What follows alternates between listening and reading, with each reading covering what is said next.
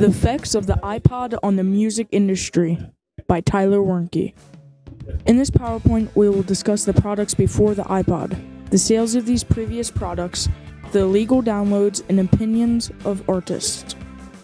The main products used before the iPod are vinyl records, cassettes, and CDs.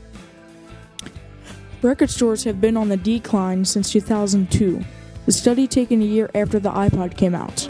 A record store owner said he used to get about 20 customers a day. Now he only gets 5 to 7.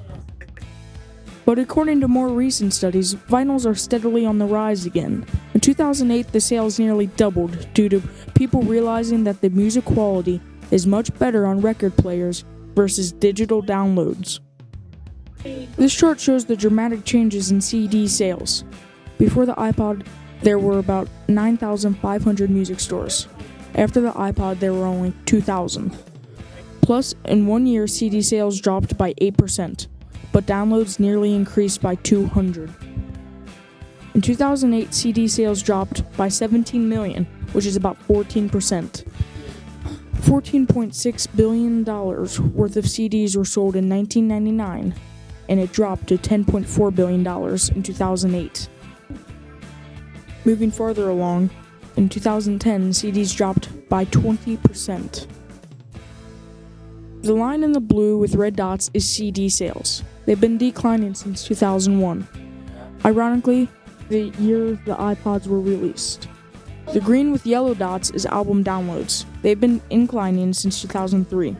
And finally, the red with the blue dots is single downloads, dramatically increasing since 2003 with an estimated 1,243,165 sales in 2013, and CDs with an estimate of only 133,483 sales. Now cassettes. According to a study in 2002, a year after the iPod was released, only 34,000 cassettes were sold worldwide.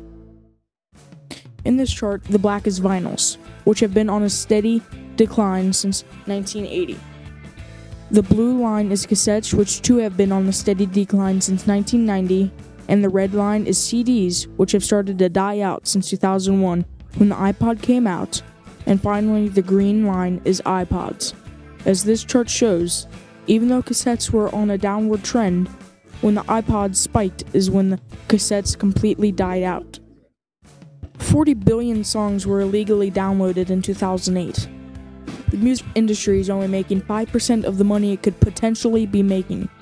They lose roughly $65.4 billion just because of illegal downloads.